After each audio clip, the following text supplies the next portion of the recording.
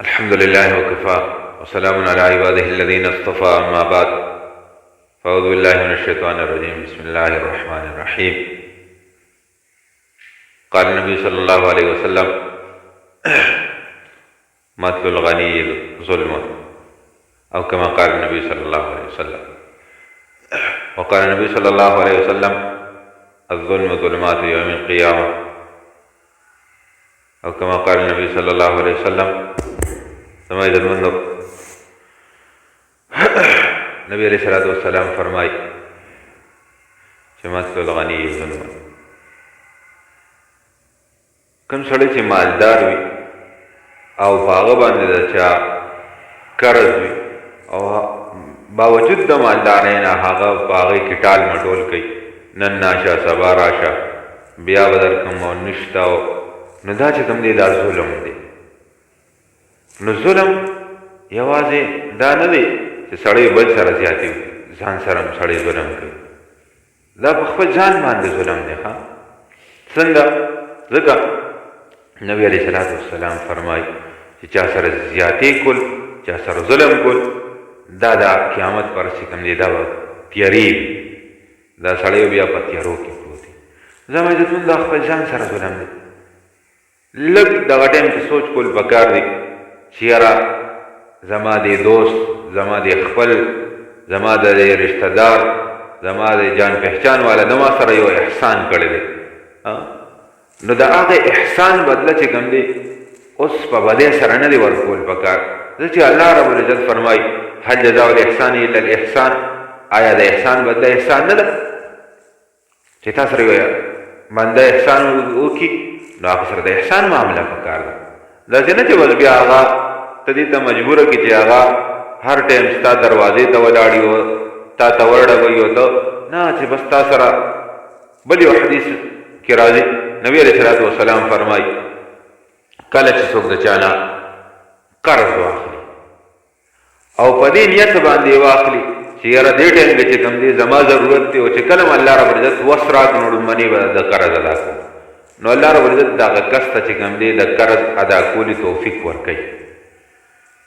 خو بل طرف ته که یو سړی په دې نیت باندې قرض واخلي چې یاره اوس خو زما ضرورت دی، زما ضرورت پوره شي که نه بیا به زه سره ګورم، بس نن سبا لکه چې څنګه زمونږ معاملات دي، یاره بس زما ضرورت پوره شي که نه زه سره به ګورم مړه یو طرف ته بیا چې کله وشوې نو شوي وي ورسره، خو لیکن واپسی چې کوم دی دا په قرض کې انتهایی زیات کوتاه ډېر زیات کمزوري ده.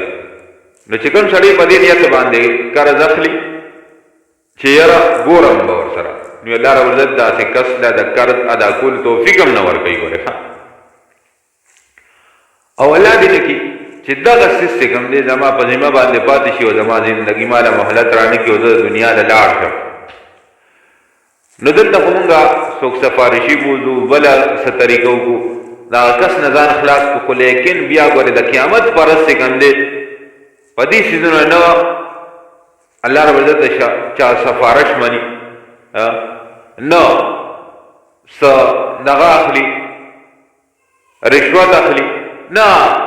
د هغه بدله چې کوم دی هر سړی به د خپل ځان بدله په خپله ورکوي، څه قسمه دغه پراته حقوق هغې د هغې بدله به ورکوي، او هلته بیا بدله ګورې نه په پیسو باندې کېږي، نه په جایداد باندې کېږي، نه په رشوت باندې کېږي، په هېڅ څیز باندې نه کېږي، صرف په یو څیز باندې هغه بدله څه ده؟ هغه به د نیکو تبادله وي. نبي علیه صلات وسلام یو پیرا ارشاد وفرمایه چې په تاسو کې غریب سړی څوک دی؟ تاسو غریب سړی پېژنئ؟ صحابو وفرمایل لکه نن سبا زما او ستاسو څنګه سوچ دی که نه، چا سره مال دولت ني، هغې وایي چې یاره چې چا سره مال دولت ني هغه غریب سړی. نبي علیه صلات وسلام وفرمایل نه، په تاسو کې غریب سړی هغه دی چې د قیامت پر هغه د غرونو عمره د غر عمره نیکۍ راوړي او باوجود د هغې د غر عمره نیکو هغه لاړ شي جهنم په وجه د دې چې د چا به حق والي، چا ته به کنځل کړي، د چا به غیبت کړي، نو هلته خو ما مخکې معرض وکړه چې هلته ګورې صرف تبادله چې کوم دی د نیکو ده، چا د حق و چا حق تر باندې پاتې او د قیامت پر د الله رب العزت په دربار کې شکایت کوي یا الله زما حق دی واخلې، نو الله رب العزت نو بیا څنګه سړی ځان بچ کوي او څنګه به منع کوي. الله رب العزت به وایي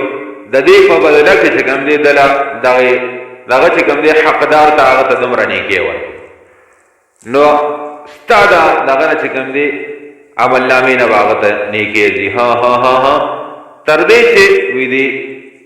کس سره به نیکي ختم شي، نیکي به د غر عمر روړي خو لیکن نیکي به ورسره ختم شي، بیا به حقداران پاتې. د هغې نه بعد به الله رب العزت وایي چې دا کم حقداران دي د دې ګناهونه د ده په سر باندې راواچوئ، نو بیا به الله رب العزت تبادله په دې باندې کوي، دا هغه ګناهونه به بیا د هغې کس په سر باندې راځي، ګناه به دې کړي ني او ګناه به د ستا په عملنامه کې راځي. په څه وجه دلته به د خلکو سره دا ډوګ بوګ معامله کړي، رستو کړي به دي دغه چل دی هغه چل دی، بیا هغه حق به در باندې پاتې. نو سم عزتمندو یقینا دا ما او تاسو ته وړه معامله ښکاري، خو لیکن دا څیز انتهایی زیات غټ دی. هر ټیم دا سوچ دی چې یاره کیدی شي مالا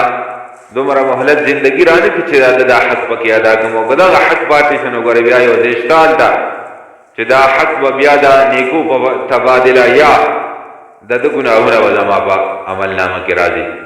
نو زما عزتمندو مخکې د دې نه چې چا حق په ما باندې پاتې شي او زندگی مهلت رانه کړي، هغې نه مخکې د هغه حق ادا کول پکار دي.